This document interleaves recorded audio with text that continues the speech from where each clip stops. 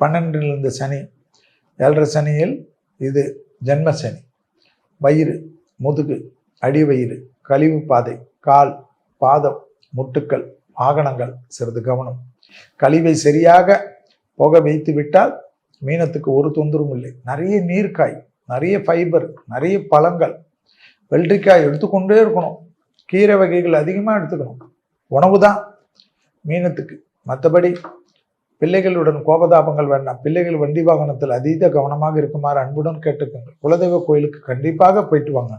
ஜென்ம சனியில் குலதெய்வ கோயிலுக்கு ரொம்ப முக்கியம். நாமக்கல் நரசிம்மர், நாமக்கல் ஆஞ்சநேயரை பிடித்து கொள்ளுங்கள். வியாழக்கிழமை தட்சிணாமூர்த்தி மாதத்துக்கு ஒரு முறை, நவகிரகத்தில் இல்லை தட்சிணாமூர்த்தி என்று சிவன் பக்கத்தில் இருக்கக்கூடிய தட்சிணாமூர்த்திக்கு விளக்கேற்றுவது விசேஷம். சிவாலயங்களில் இருக்கக்கூடிய தட்சிணாமூர்த்திக்கு விளக்கேற்றுவது அற்புதமான அமைப்பு.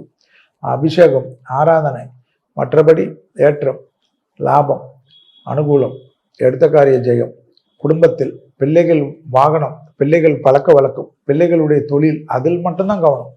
உங்களுக்கு எல்லாம் நல்லது பண்ணும். தாய் வழி உறவு, தந்தை வழி உறவு மேன்மேடையும், லாபம் ஏற்படும். அசையாமச பொருள் சேர்க்கை ஏற்படும். ஜென்ம சனி உங்கள் வீட்டுக்கு வந்திருக்காரு. சனி விருந்தாளியா. சனி நட்பு வீட்டுக்கு வந்திருக்காரு. நீங்கள் அவருக்கு நண்பேண்டா. அதனால எல்லாமே நல்லது நடக்கக்கூடிய காலகட்டம். மிகப்பெரிய மாற்றம், மிகப்பெரிய சந்தோஷம், மிகப்பெரிய அனுகூலம் எல்லாமே ஏற்படும். தொழிலில் அதீதமான முன்னேற்றம்.